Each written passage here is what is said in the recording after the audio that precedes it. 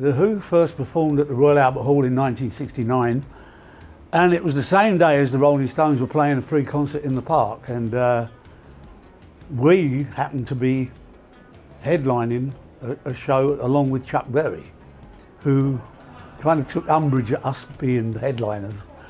And Chuck, of course, he was a god to us, and he said, you know, I should be top of the bill. So we said, okay, Chuck, we had to do 2 shows in those days. You can go top of the bill in one show and we'll go top of the bill in the next. So we'll flip a coin and then you make your choice, first show or the second show.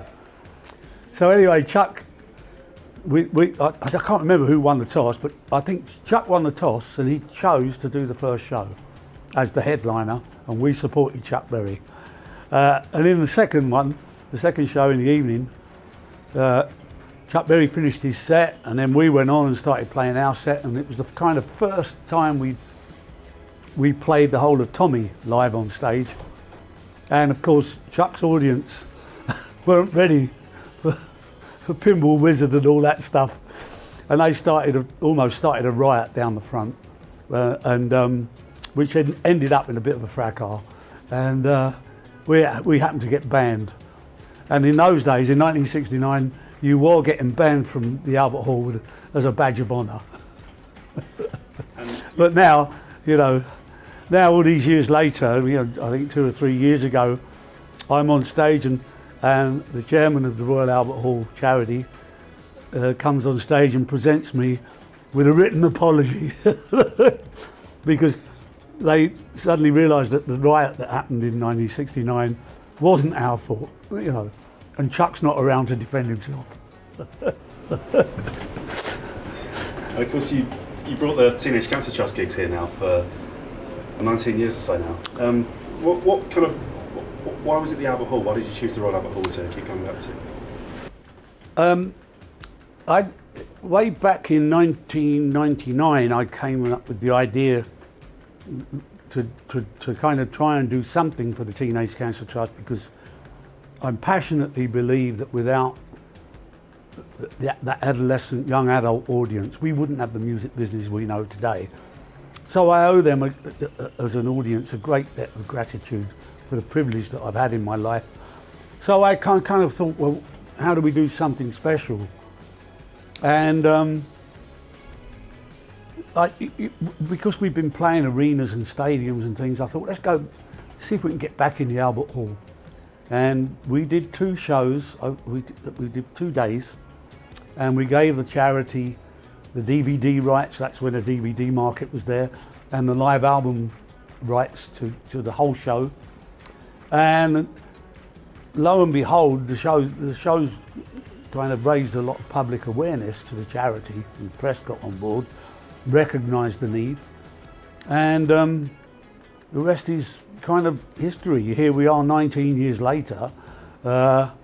It grew literally year on year on year to being a week of shows. You know, it was 2 shows the first year, 3 shows the second year, and within four years we were 7 shows. On our 10th anniversary we did 10 nights. That was a special time. Whether we'll make 20 on the 20th anniversary, which is next year, I don't know. But you can hope, and I don't know whether we could possibly get the extra dates anyway. But the Albert Hall is such a special place to play. I say to everyone who I invite to be headlining a show, I say, this is a gig that you will remember, and you won't fail to have a great time. And touch wood, I seem to have been right. The hall itself gives an incredible energy, because we've been doing it so long, we really know how to deal with the acoustics. We have festival quality PA, we have the screens, so we know how to get the best out of the hall. And the hall gives it back, because the view, when you stand on the stage and look out of that hall, when the audience is there and you've got them on board, you never forget it. And it is, for some reason as well, I don't know whether it's because it's the charity, it is, but there is so much goodwill in the hall, it seems to create an atmosphere and a vibe very hard to repeat it anywhere else. It really is. It makes it, every band that's come off that's done it, and we've had some really big people, as you can see if you look up on the internet, who has played for Teenage Cancer Trust at the Royal Albert Hall. Every one of them. There's not been one that's come off and not said, wow, that was great. So I'm very proud of that. Brilliant. And for you as a vocalist, how does it kind of feel to get out there, grab the mic and sing in a, is it slightly more intimate to where The Who would otherwise used to be playing? Don't make a difference. We go and we attack every show with the same kind of venom, you know, that's the way The Who are.